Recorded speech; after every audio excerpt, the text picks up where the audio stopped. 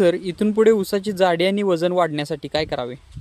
सगळ्यात महत्त्वाचं पहिला ही एक गोष्ट आपण लक्षात घ्यायची आहे की एका दिवसात किंवा एका महिन्यात ऊसाचं जाडी आणि वजन वाढत नाही. ह्यासाठी डे 1 पासून आपल्याला काम करावं लागतं.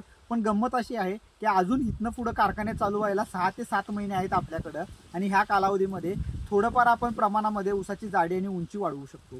तर ह्यासाठी सगळ्यात महत्त्वाची गोष्ट काय असते की आता इथनं पुढं बऱ्यापैकी ज्यांची लावण असू देत, खोडवा असू देत, तर हे पिकाची आपली संख्या नियोजनच्या पुढच्या टप्प्यामध्ये असतो आपण. तर ह्या सगळ्या पुढच्या टप्प्यामध्ये आपल्याकडे नायट्रोजन आणि पोटॅश ह्या 2 महत्त्वाच्या गोष्टी लागत असतात पिकाला. नायट्रोजनचं पर्सेंटेज पण अगदी 30% असावं. म्हणजे 100 किलो जर का आपण ऊसाला डोस लागणार असला तर 30 किलो हा नायट्रोजनचा डोस असला पाहिजे आणि 70 किलो हा पोटॅशचा डोस असला पाहिजे.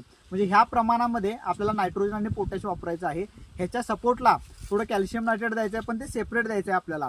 थोड्याफार प्रमाणामध्ये मॅग्नेशियम सल्फेट दिलो तरी ते अतिशय उत्तम होतं.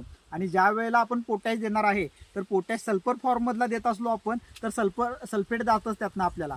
त्याच्यामुळं 0050 किंवा सल्फेट ऑफ पोटॅश वापरलो तर कधीही बेस्ट असतं तिथं. पण रेग्युलर पोटॅश तुम्हाला मिळत असला आणि वापरायला सोयीस्कर असला तो वापरला तरी चालू शकतात. पण आता गंमत अशी आहे की ज्या वेळेला हे न्यूट्रिशन वगैरे देणार आहे आपण ते झाड उचलून पण घ्यायला पाहिजे. तर ह्यासाठी रूट झोन आपला चांगला असला पाहिजे. आपटेक सगळं जमिनीतलं सगळं चांगलं केलं पाहिजे. ह्यासाठी तुम्ही फार्म राईज सारखा मॉलिक्यूल वापरू शकता. हा फार्म राईज एक तर रूट झोन पण चांगला करतो आणि जमिनीमध्ये असलेलं आणि जे आपण टाकणार आहे त्यालाही कुठेही लीच आउट न होता कंट्रोल रिलीज फर्टिलायझरमध्ये कंटिन्यू अपटेक करत राहतो. त्याच्यामुळं जे काही आपण थोडं जास्त कमी जास्त प्रमाणात जरी टाकलं असलं तरी ते कंटिन्यू सप्लाय ऊसाला द्यायचं काम करत असतं. आता ही झाली खालून बाजू झाली. वरून पण आपण थोडंफार त्यासाठी एफर्ट्स घेऊ शकतो. जसे की आता ड्रोन टेक्नॉलॉजी आहे. आपण ड्रोनच्या माध्यमातून स्प्रे करून स्प्रेमधनं पण पानामध्ये फोटोसिंथेसिस क्रिया वाढवू शकतो आपण त्याची आणि त्याच्या माध्यमातून पण त्याची भूक वाढून अन्न तयार करायची प्रक्रिया वाढवू शकतो. तर ड्रोनच्या माध्यमातून पण आपण एखादा स्प्रे घेतला तरी चालू शकतो.